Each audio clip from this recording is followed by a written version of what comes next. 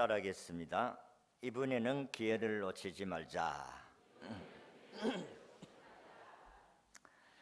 다음에 또 내년에 또 한번 기회를 주신다면 최선을 다하자, 이런 말씀의 의미입니다.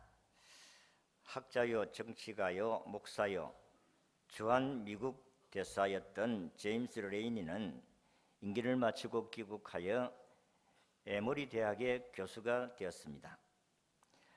그는 대학에서 자기 집에서 대학까지 출근을 하면서 자기 건강을 위해 매일 걸어 다녔다고 합니다.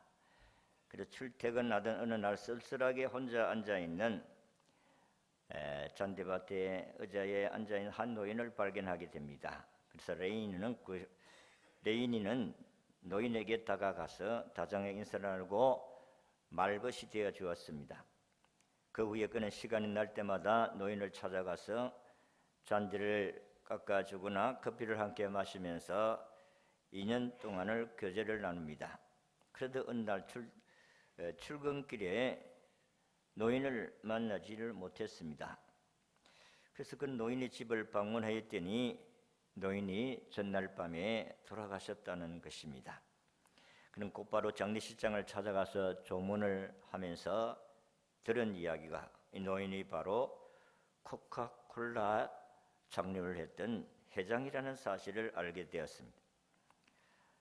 아니, 내가 이 코카콜라 회사의 사장을 내가 미리 알았더라면 더 잘생겼을 텐데, 아쉬움이 있었습니다마는 그때 한 사람이 다가와서 자기에게 한 장의 유서를 던져줍니다. 회장님께서 돌아가시면서 당신에게 주신 유서가 있습니다 하면서 다음 같은 내용의 적힌 봉투를 건네주었습니다. 그 내용은 우리 집 뜰에 잔디도 함께 깎아주고 커피도 나누어 마셨던 나의 친구 레이니에게 하면서 유서를 남기는데, 당신은 2년 동안 내 집 앞을 지나면서 나의 말벗이 되어준 친구였어. 참으로 고마웠어요. 나는 당신에게 25억 달러와 코카콜라 주식 5%를 유산으로 남깁니다. 참으로 엄청난 대박을 만났습니다.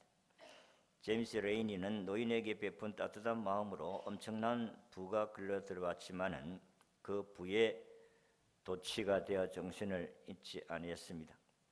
오히려 그 부를 학생과 학교를 위해서 발전기금으로 내어놓고 나중에는 에머리 대학의 총장으로 학생들을 위해 봉사했다는 이야기입니다. 여러분, 기회가 있을 때 선한 일도 해야 한다는 교훈을 우리에게 줍니다. 기회는 기다려주지를 않습니다. 성경은 이렇게 이야기합니다. 갈라디아 6장 10절에 그러므로 우리는 기회 있는 대로 모든 이에게 착한 일을 하되 더욱 믿음의 가정들에게 할지니라. 여러분, 오늘 우리가 읽은 이 무화과 나무의 비유의 이야기인데, 이 비유의 이야기를 요약하면 이렇습니다. 포도원 주인이 있었는데 포도원에 무화과 나무를 심었다고 했습니다.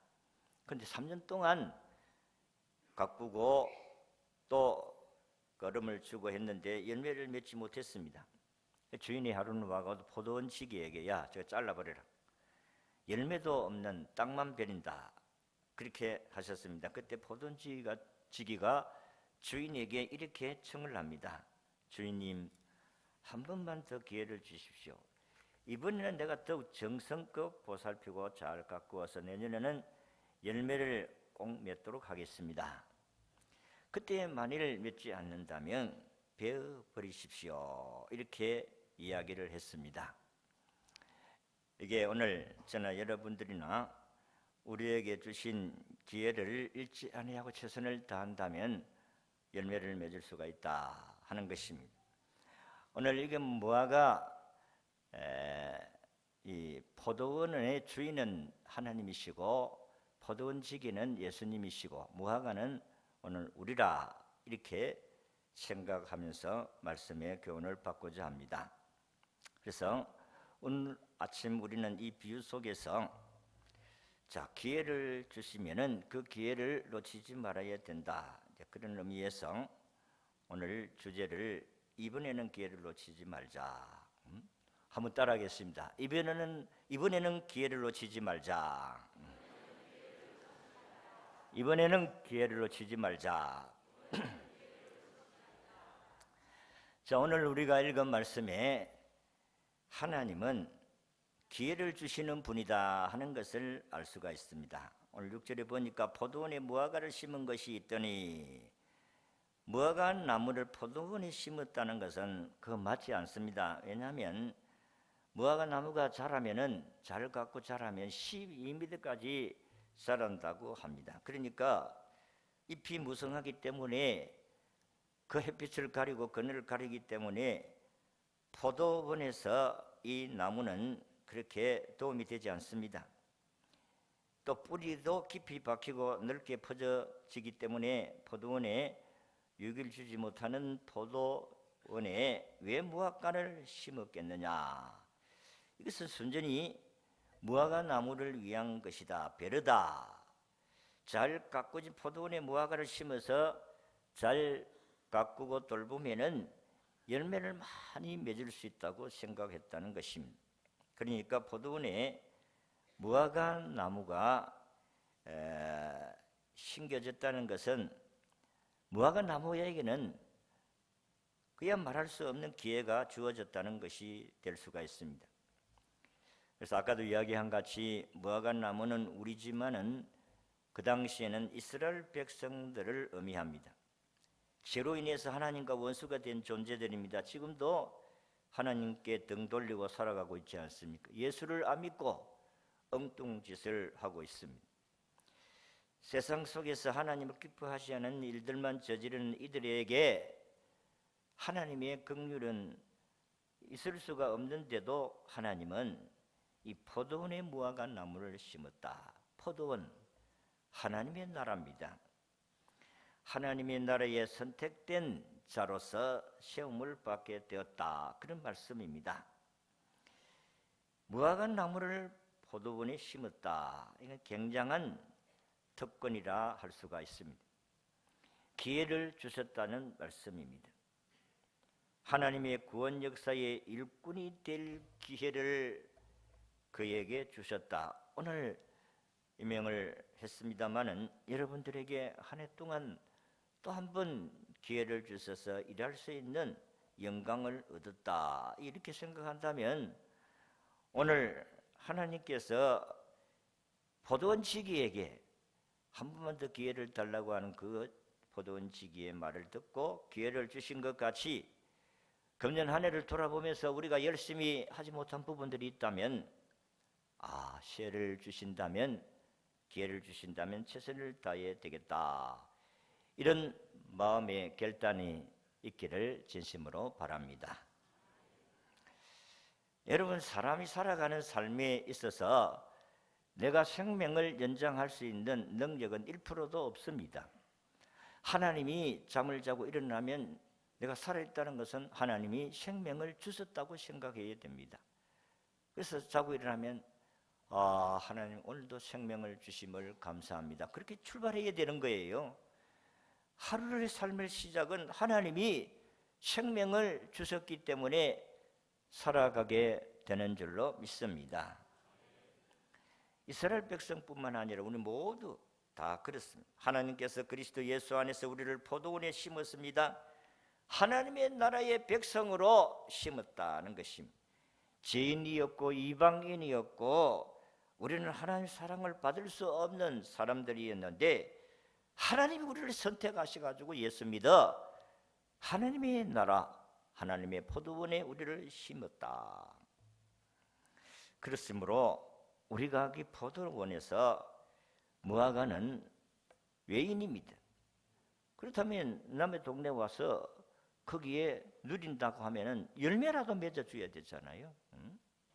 열매를 많이 맺습니다. 시편 144편 3절에 4절에 보면 여호와여, 사람이 무엇이기에 주께서 그를 알아주시며 인생이 무엇이기에 그를 생각하시나이까. 사람은 헛것 같고 그의 날을 지나가는 그림자 같으니이다. 이것은 다윗이 한 이야기입니다. 우리가 다윗의 생애를 돌아보면 그는 참으로 기가 막힌 일들을 많이 넘겼다는 사실을 알 수가 있습니다. 그는 형제 8형제 가운데 제일 막내였습니다. 배를 볼 일 없는 양을 치는 목동이었습니다. 그런데 하나님께서 어느 날 갑자기 군대에 형들을 면회가게 하고 전쟁 중에 있는 형들을 면회가 가지고 골리앗 장군이 과함을 치고 그럴 때에 이스라엘 군인이 막 이렇게 순거하니까 저게 누구냐? 그 블레셋 나라 장군이다. 저 사람을 이기면 살왕이 사울 사위가 될 수가 있단다. 그때에 다윗이 내가 가서 싸우겠다. 그래가지고 싸워서 골리앗을 이기고 졸지에 그는 출세하게 됩니다. 장군이 됩니다. 아무리 생각해도 자기는 보잘것없는 존재고 정말 이렇게 귀한 자리에 설 수 없는 자. 나중 결국은 왕까지 됩니다. 다윗은 무화과 나무 같은 자신을 이렇게 귀한 포도원에 심기운 것은 전적으로 하나님의 은혜라고 생각했습니다. 여러분 그렇지 않습니까? 여러분들이 하나님의 나라의 백성이 됐다는 것은 하나님의 축복이 아니라고 말할 수 있습니까? 우리는 다 하나님의 은혜를 받은 사람인 줄로 믿습니다. 우리는 하나님의 나라에 들어갈 자격이 없습니다. 그런데 그 나라에 들어가게 되었다. 왜냐하면 이건 하나님의 전적인 은혜와 긍휼이고 선택이다 하는 것입니다. 우리는 하나님을 섬기면서 살아야 될 백성인 줄로 믿습니다. 하나님 기회를 주신 두 번째는 기회를 놓치는 이스라엘 백성들입니다. 오늘 읽은 7절의 말씀을 보면 포도원 지기에 이르되 내가 3년을 와서 이 무화과 나무에서 열매를 구하되 얻지 못하니 이거 찍어버리라. 어찌 땅만 버리게 하겠느냐. 이 포도원에 칼을 심었는데 열매를 3년 동안을 맺지를 못했다. 이게 3년이라고 문자적으로 3년이라기보다도 그가 살아있을 때 동안 세상 끝날 때 동안 하나님 주신 기회라는 것입니다. 안 불러가시면 끝이 나는 것인데 하나님께서 하마하마 좀 인간답게 살던가 좀 사람답게 살던가 좀 한 내 영광을 드러내며 살던가 이렇게 기다렸다는 것입니다. 여러분들이 예수 믿는 사람인 줄 아는데 세상에서 잘못 살면은 누구 욕을 먹습니까? 누구 욕을 먹게 돼요? 예수 믿는 사람이 세상에서 잘못 살면 누구 욕을 먹게 됩니까? 예수님 욕 먹게 되지요. 아이고 예수쟁이들. 응? 그러니까 우리가 바르게 살아야 바른 삶을 살아야 열매를 맺게 된다. 성경에 착한 빛의 열매를 하면서 갈라디아서에 보면은 빛의 열매는 뭡니까? 착함과 의로움과 진실함이다. 예수를 믿고 하나님 섬기고 살라고 했는데 좀 착해야 되는데 착하지를 못했다. 또 바르게 살아야 되는데 바르게 살지를 못했다. 또 진실하게 살아야 되는데 진실하지 못하고 거짓의 삶을 살아간다. 오늘 우리 사회가 이렇게 혼란스러운 것은 우리가 믿음의 사람들이 잘못 살고 있기 때문에 그렇다는 것입니다. 국회의원이 300명 가운데서 299명인데 여러분 100명이 3분의 1이 이상이 기독교인이라고 합니다. 거기도 장로님도 계시고 뭐 집사님도 계시고 100명 이상이 기독교인이라고 하는데 왜 이 사회가 이렇게 혼란스럽고 국회의원들이 잘해야 국민들이 편한데 이게 편하지를 못하는 이유가 이 거짓이 너무 난무하기 때문에 그렇다. 예수 믿는 사람이 착하고 의롭고 진실되게 살아야 될 줄로 믿습니다. 3년이나 열매를 맺지 못했다. 이 말은 예수를 믿게 하고 교회 생활을 하게 하고 그렇게 살게 하시는데 하나도 변함이 없어. 예수 믿을 때나 안 믿을 때나 변함이 없다. 이것은 문제가 아닐 수가 없다. 포도원 주인은 다른 무화과 나무에서 보듯이 많은 열매를 기대한 것만은 사실입니다. 여러분, 이 무화과는 글자 그대로 꽃이 없이 열매를 맺는 무화과, 꽃이 없이 열매를 맺는 게 무화과 나무입니다. 근데 여기는 열매를 많이 맺습니다. 여름이 되면 4차례 정도 반복해서 열매를 맺고 5월에서 10월까지 열매를 많이 맺는데 이 나무가 열매를 없어요. 예수를 믿어도 좀 착하고 의롭고 진실해야 되는데 이게 없어요. 또 한 해 기다려봐도 뵐 수 없고 또 한 해 기다려봐도 뵐 수 없고 그럼 하나님 불러가시면 끝나는 거예요. 기회라는 것은 내가 살아있을 때 하나님이 나에게 주신 주님을 섬길 수 있는 기회라는 사실을 믿으시기를 바랍니다. 살아있을 때 기회지 죽고 나면 끝나는 거예요. 그래서 3년이라는 것은 살아있을 때 또 한 번 기회를 줬다. 왜 이스라엘이 열매를 맺지 못했을까요? 저들은 눈에 보이는 것에 기대를 걸고 살았습니다. 하나님이 아니고 땅 위에서 살아가는데 필요한 것만 바라보고 살니까 하나님이 잊어버렸다. 요한복음 6장을 보면 그 사실을 우리가 이해할 수가 있는데 그 당시에는 참 가난했습니다. 배가 고팠어요. 먹을 것이 없었어요. 굶어 죽는 사람도 있었어요. 그래서 예수님이 어느 날 나타나가지고 말씀을 듣고 집에 돌아가야 되는데 며칠 동안 굶는 사람도 있고 가다가 허기져 가지고 쓰러질 사람도 있고 그래서 예수님이 보리떡 5 물고기 2마리로 5,000명을 먹이고 12강규를 넘치게 난 것입니다. 자, 이 소문을 들었을 때 사방에 흩어진 사람 국민들이 인산인해, 예수님이 가는 곳곳마다 인산인해를 이루었다. 병든 자도 고침받고 또 배고픈 자가 먹을 것을 주고 인산인해를 이루는데 어느 날 보니까 예수님이 이런 표적을 행하지를 않았으면 먹을 걸 안 줘. 그러니까 한 사람 한 사람씩 떠나가기 시작합니다. 요한복음 6장 26절을 보니까 내가 진실로 진실로 너희에게 이르는 너희가 나를 찾은 것은 표적을 본 까닭이 아니요 떡을 먹고 배부른 까닭이로다. 예수 믿고 복 받는 것만, 예수 믿고 잘 되는 것만 생각하고 떠나다니는 사람들은 그런 것이 없으면 다 떠납니다. 그랬을 때 예수님이 하시는 말씀, 너희도 가려느냐? 12 제자들에게 하신 말씀, 너희도 이제 내 곁을 떠나려고 하느냐? 그때에 제자 베드로가 말씀하기를 주여 영생의 말씀이 주님께 있는데 우리가 어디로 가겠습니까? 하면서 주님을 따라갔다고 했습니다.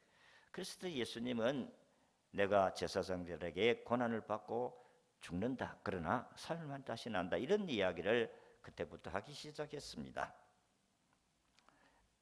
여러분, 우리가 예수 믿는 것이 땅 위에서 우리가 뭐 물질적인 복과 건강의 복과 자녀의 복 그거 지금 뭐 누리지 못한다는 것이 아닙니다. 누려야 됩니다. 그게 우리의 전부가 아니라는 사실입니다. 그게 우리의 목적이 아니라는 것입니다. 우리의 목적은 천국입니다. 우리의 목적은 하나님의 나라에 가서 하나님께로부터 상급받는 일이다. 그래서 우리는 하나님 백성으로서 이 땅의 특권을 누리면서 우리가 기대해야 될 것은 하나님의 나라에 가서 상급을 누리는 것이다. 그 성령의 열매는 사랑과 희락과 화평과 오래 참음과 자비와 양성과 충성과 온유와 절제다. 이런 내적인 열매가 우리의 마음속에서 일어나야 됩니다. 그래서 하나님 믿는 것이 우리의 마음이잖아요. 이 마음이 마치 우리의 마음은 아담과 하와가 물려준 이 타락한 본성, 꾸중물 같아요. 꾸중물. 예? 꾸중물통 아시나요? 어린 아이들은 꾸중물통, 청소년들도 꾸중물통을 모르지만은 옛날에는 그릇에 그 밥그릇 씻고 씻은 물을 갖다가 통에다가 담가 놨습니다. 그러면 소가 와서 물을 먹고 나중에 지어 가지고 그 꾸중물을 돼지에게도 주고, 그게 꾸중물통입니다. 그런데 그게 그냥 깔아 앉으면은 맑았습니다. 아무렇지도 않는 것 같아요. 여러분이 딱 세수 씻고 폼 딱 잡고 세수 씻는 것이 낫 씻기죠. 낫을 씻고 목욕하고 딱 폼 잡고 넥타이 메고 딱 교회하면은 정말 천사와 같고 정말로 훌륭한 사람 같지요. 근데 우리 속은 그렇지 않다는 것입니다. 우리 속 사람은 그게 아니올시다. 은혜를 받고 그걸 깔아앉혀 놓은 것이지, 이게 속 사람이 열받아 놓으면 막 완전히 희 젖어 가지고 더러운 것이 막 나오는 것이 인간이다 이게. 그러니까 은혜를 받지 아니하면, 은혜 받고 깔아앉히지 아니하면 우리 다 별 수 없습니다. 열매가 하나님의 은혜로 맺혀진다는 사실을 믿으시기를 바랍니다. 전도의 열매, 인격의 열매, 성령의 열매, 빛의 열매, 선한 일을 위해서 부름받은 저희들이 선한 일을 위해서 선한 일을 하려고 하면 여러분들이 은혜를 늘 기억하셔야 됩니다. 한 사람이 길을 가다가 수레바퀴 자국에 고인 물에 있는 붕어가 한 마리 있었습니다. 우한데 붕어는 얕은 물에서 파닥거리며 제발 물을 부어서 나를 좀 살려달라고 아우성을 칠 때에 이 길을 가던 사람이 붕어를 보며 하는 말이, 나는 지금 먼 지방으로 유세를 떠났는데 거기에 있는 강의 물을 떠가지고 와서 너를 살려주겠다. 그러니까 붕어가 쏘붙이면서 하는 이야기가, 그때는 나는 그늘물쯤에 가서 보면 나를 찾아볼 것이다. 그렇게 이야기를 했다고 합니다. 우한데 이것은 남을 도와주는 일에도 때를 놓치면 아무 소용이 없다는 뜻에서 중국의 장자가 한 이야기입니다. 여러분, 하나님께서 나를 포도원에 심어 놓으시고 나를 향해 품으신 하나님의 기대를 생각하며 선하게 살아야 될 줄로 믿습니다. 마지막으로 한 번 기회를 얻은 이스라엘 백성들입니다. 한 번 또 기회를 우리에게 얻었다, 그런 말씀입니다. 다시 말해서 금년에는 좀 논을 맺는데 내년에는 한 번 기회를 주시면 해보겠다. 이런 사람들에게는 희망이 있는 것입니다. 여러분, 성경에 실패한 사람들에게 기회를 준 사건들은 구약이나 신약에나 많습니다. 여러분, 아브라함도 하나님께서 너에게 아들을 주겠다 했는데 아들을 안 주니까 자기 집에 종을 자기 아들 삼으려고 했고, 또 여종 하갈을 통해서 또 자기의 후손을 삼으려고 한 실수가 있었습니다. 그런데 하나님은 이삭을 통해서 그를 후손을 삼게 했습니다. 이렇게 사람이 실수할 수 있고 실패할 수가 있습니다.